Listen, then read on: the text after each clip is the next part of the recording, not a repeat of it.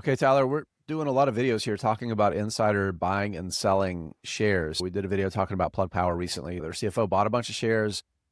And now we're going to talk about QuantumScape. Stock is down about 16% since May 16th, which is when we saw a bunch of SEC filings, Form 144s, that showed a bunch of insiders selling stock. You ready to unpack this? Because it certainly seems like it's rattling investors' confidence a little bit. For a company like QuantumScape that pretty much reports its quarterly earnings and keeps its mouth shut, a lot of people are looking for things as signals for this business on kind of a day-to-day basis. And having this kind of wave of stock sales might have been something that a lot of people are reacting to, and people might be wondering, hey, is this something or nothing? And maybe a good way to do that is just to hash it out here. Let's do that. We're going to take a closer look here. What's going on with QuantumScape and why all these sales are happening. And more importantly, what's going on with the business? As investors, that's where we really should try to focus on that. This is Investing Unscripted. This video is sponsored by The Motley Fool. If you're looking for more great stock ideas, go to our link. Our special link is fool.com/unscripted. Go to that special link. You can get access to The Motley Fool's 10 best stocks to buy right now. All right. So Tyler, it's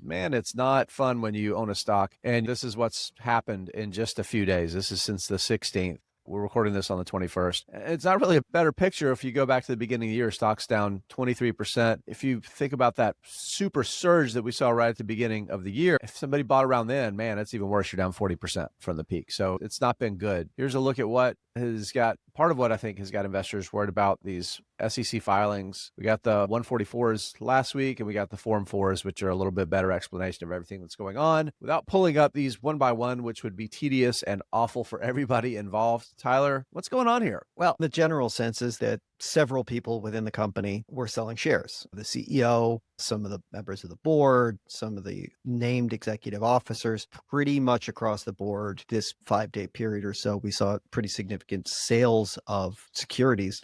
But at the same time, and part of the reason that it happened right now is that several of these management and directors, things like that, received stock in the form of restricted stock units that vested, maybe some performance awards and things like that. It's one of the things where management received shares, and to pay the taxes for those received shares, they sold some shares. We can actually specifically say represents a sale to cover tax obligations. So these were, there you go. Literally, that's exactly what they were. So I'm going to go through them really quickly. Promising to not go through line by line of the actual ones. Jason's going to do it anyway. We're not going to go line by line, but we are going to go through a few. So again, the CEO, tax obligations. Chief Development Officer, tax obligations. Chief Legal Officer, tax obligations. Chief Technology Officer. Yep. Also tax obligations. So why did I do that? Yeah, it's a little bit tedious. Anybody that's watching this, and there's probably a lot of you that have worked for an employer, that part of your bonus plan is restricted stock units that vest on a schedule. Maybe it's 3 years or 5 years or 2 years or whatever it is. And the way that works is, let's say you have 10 shares that get awarded to you each year. You get 10 that are awarded to you. And in order for you to not have to write a check or have a payroll deduction to cover the taxes of that gain that you get, your company will automatically sell a certain number of those. So let's say, again, you're getting 10. They're probably going to sell 3 or 4 to cover the taxes as a result of that stock award. It happens automatically just to cover taxes. And that is what we're seeing happening here. Every single one of these. So what is the point? Is that something that looks bearish is, I won't say it's bullish, because I think that's a bridge too far, but it's really just a neutral event that is part of the compensation for these executives. Yeah, look, insider buying and selling is one thing that a lot of investors like to look at. And some investors, it's the thing to look at. You see management teams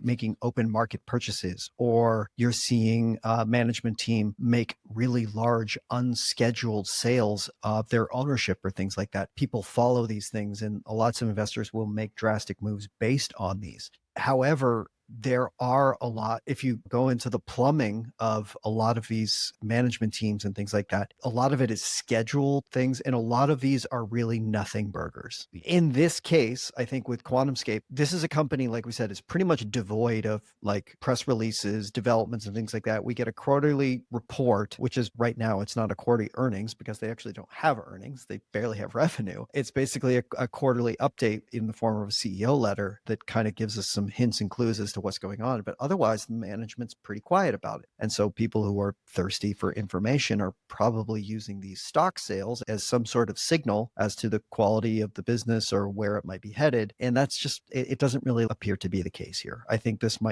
it's hard for me to associate scheduled stock sales with we need to absolutely, management's losing confidence in what they're doing. I need to sell my shares. I don't think that's the case here. And for investors, this is an important lesson. It's what is being sold and why it's being sold are two very important things. And as is the case with, I think, with any story that we've covered here, you have to dig in just a little bit deeper beyond the surface to see exactly what's going on. Often that means going into the financial filings with the SEC, which you and we seem to love doing and we love sharing with people, but it's certainly not the most exciting part of anyone's day is to digging into financials, but it is an important step. And if you are a investor in individual stocks, going into the financial the SEC filings is an important step of being an owner of those stocks. I think it's right. And I think a couple, just to build on that, looking at proxy filings is far more important to look at management's compensation to understand how they're compensated. Because when it comes to stock buying and selling, it's so critical to understand that as investors, we have vested interests in the stock going up over the long term. That's our core goal. That's why we buy stocks in companies. But lots of times for management, their stock incentives are a pretty substantial part of their income, right? And it's not necessarily all or even partly something they intend to hold for the long term. It's part of how they get paid, which means that a lot of managements will have a regular cadence of selling their holdings because they've got kids to send to college. They want to pay off their mortgage. They want to buy a boat, right? Whatever they want to do, they need money to do that, not stock. So it doesn't necessarily telegraph anything about their view of the business over the long term. It telegraphs their needs for money. Now, there are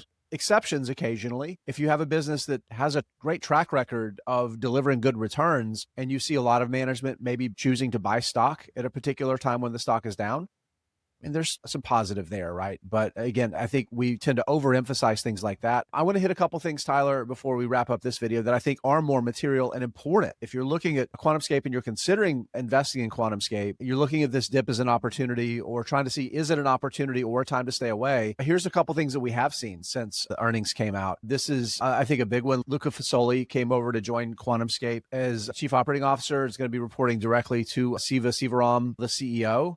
These two have worked together at Western Digital. And the reason I think this is important is one of the things that we've seen QuantumScape really start to ramp up, Tyler, is as they are moving into commercialization, they're bringing in advanced manufacturing experts, people that have expertise in precision manufacturing. And of course, Siva Sivaram coming over from Western Digital, manufacturing memory. It's the semiconductor industry now with everything being solid state, bringing people that he has relationships with that have the skill sets that the QuantumScape needs to have to transition from a laboratory experiment to a manufacturing business. I think that's a positive catalyst. We also saw a recent press release. Again, we don't get a lot of these from the company in between earnings, but the deal with Murata Manufacturing is interesting because ceramics are a really important part of their business. The ceramic separator this is the key behind their business. This is the IP. This is the thing they've developed that makes their solid state battery different and potentially far lower cost if they can consistently manufacture it. So now they're partnering with a company with a deep history in high precision ceramics manufacturing. Again, that's another, what I think is a real positive in showing signs that they're moving, really trying to accelerate this commercialization. So we've still got another few weeks before we get the next look at earnings, but things do, to me, continue to look more and more compelling. Tyler, thinking about where the business is now versus it was a year or 2 years ago, where is it on your radar now? How are you thinking about it?